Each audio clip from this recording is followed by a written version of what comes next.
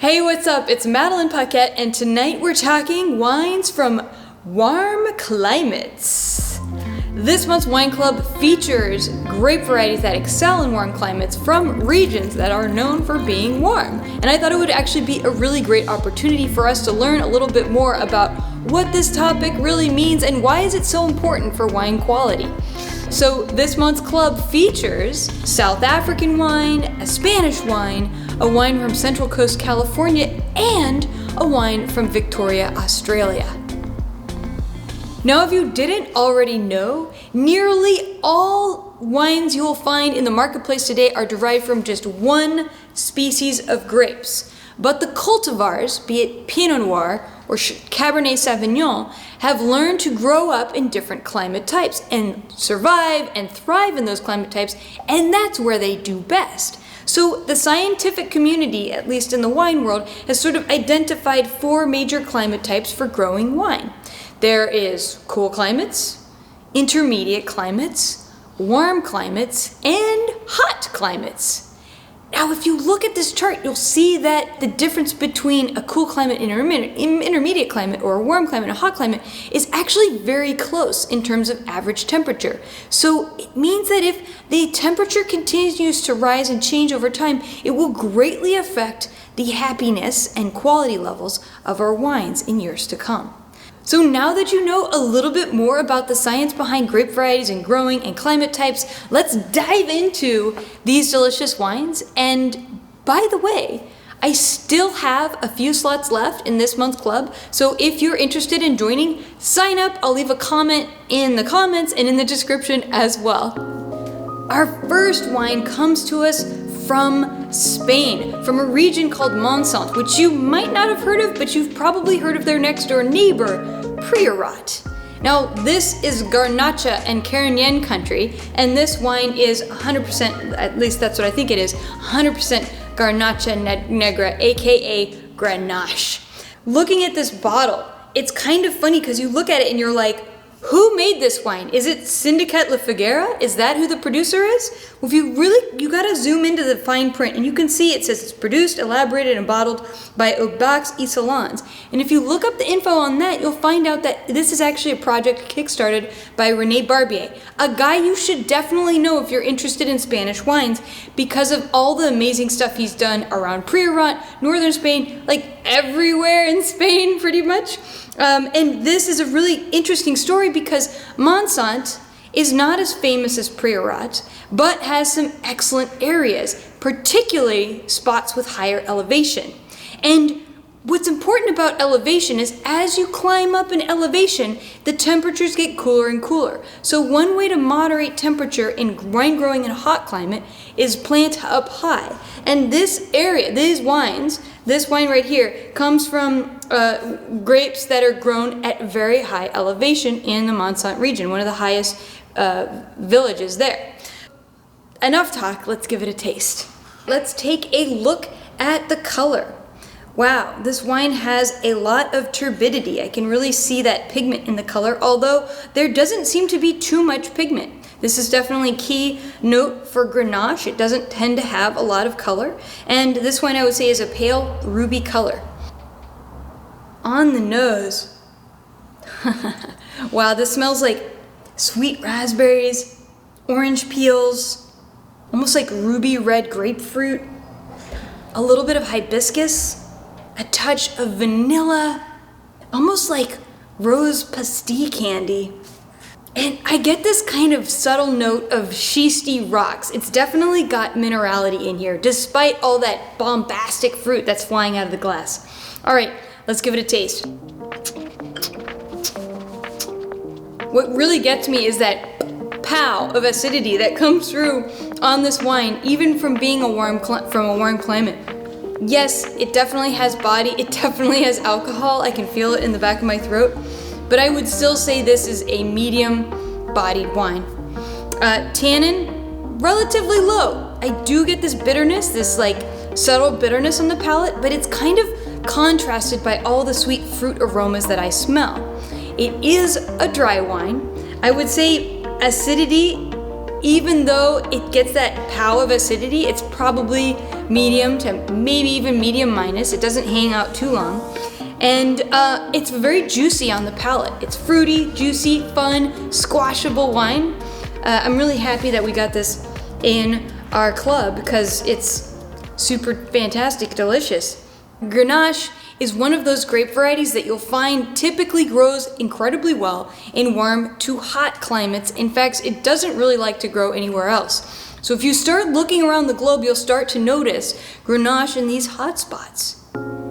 Our next wine comes to us from Victoria, Australia, from a winery called Yering Station, which is actually the oldest first winery in that area, starting in 1838. And this is an interesting wine because it's actually 98% Shiraz and 2% Viognier. And you're probably going, what the heck? Why is there white grape in a super deep, rich, full-bodied red wine from a warm climate? Well, I'll tell you. If you take a look at the color, let's take a look at this color of this wine.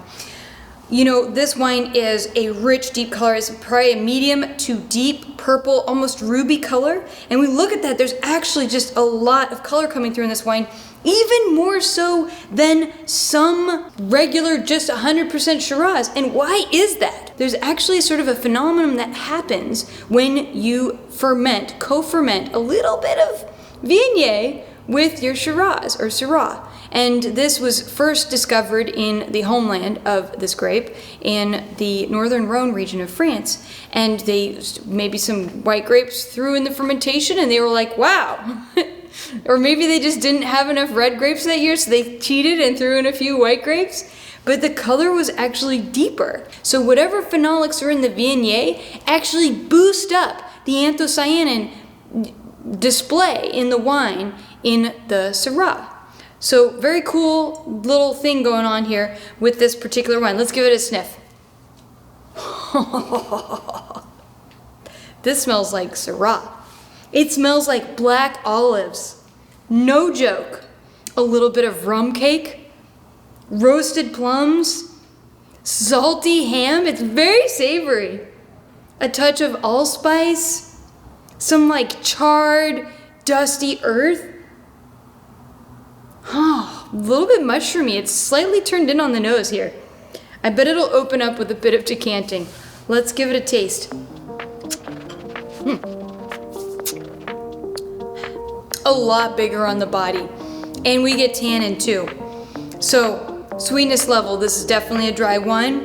Body, medium plus, probably heading into the high category because we have some more noticeable tannins coming through. Medium level, maybe medium plus level of tannin in this particular wine. Our acidity's there, but fun fact for you, a lot of regions that are in warm climates will actually add a little bit of tartaric acid to finish the wines, to make sure that they do not go bad, essentially. Because if you have too low of acidity, it actually increases the likeliness that wines will go bad. Now, it's funny because there are certain regions that have banned acidification, such as France, but those regions tend to be in cool climates and they'll allow chaptalizations, which is to add sugar to wine. And so I'm a little bit on the fence as which one's bad. Maybe both are bad. We should just try to make perfect grapes and make great wine and not have to do anything. But a lot of times, you know, a little bit of tartaric acid is used and you can learn how to taste it on the palate. It's a little bit of a sweet tart kind of a taste to it.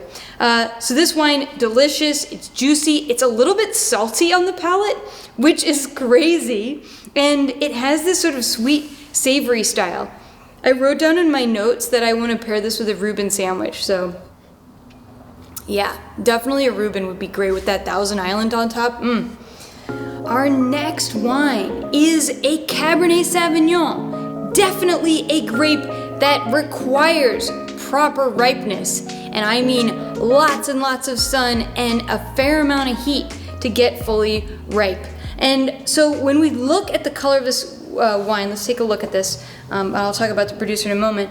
This wine is definitely a deep ruby color, but we can already see it, 2018 vintage, so it's 4 years old, just a slight tinge of yellow on the rim there, which means it's starting to age.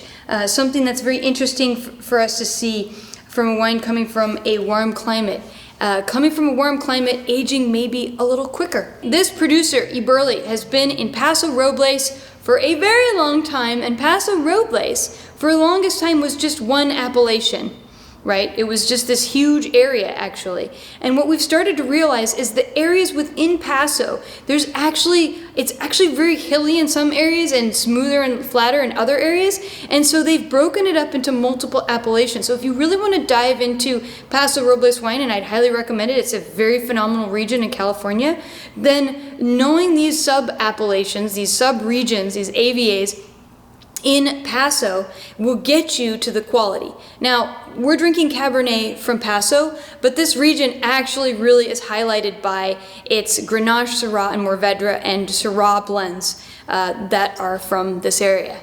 Pretty cool, huh? We're just tasting Grenache. All right, let's give this guy a taste. We already took a look at it. Let's give it a sniff first. Big on the nose. Smells like ripe blackberries, maybe a little bit of black cherry, definitely cedar box, vanilla, almost like melted chocolate, but maybe more like a bitter chocolate. And a little bit of sweet tobacco. This has definitely seen some oak aging. All right, let's give it a taste. Boom! This wine is big. Wow. Body. Off the chart. It's a big wine. Tannin. It's up there. I still get that acidity that comes through that makes the tannin taste less intense. But the tannin, I would say medium plus level. Acidity. Now here's that note about acidification. I think this wine does see a little bit of that, although it's not annoying. It's actually quite good. It's one of the reasons I picked this wine is I was like, this does not suck. It is actually very tasty. Yes, I can taste it, but it's not bad. It's very good. Alcohol level, 14.2. Now, all of these wines we've been tasting are on the high side, between 14 and 14.5% ABV. A feature of a warm climate, because when you get all that heat and sunshine, you produce more sweetness in the grapes, and that sweetness, sugar, turns into alcohol. But you know what's interesting about this wine? Is this sort of subtle bitter note, almost like, it's almost like roasted kale. And this is something that's interesting about Cabernet Sauvignon. Cabernet Sauvignon and all the Bordeaux grape varieties have this thing called, it's a feature of the vine called methoxypyrazines that comes through in the grape varieties, it comes through in the wine. Apparently methoxypyrazines are kind of like a bug inhibitor. It's kind of like bug spray for grapes.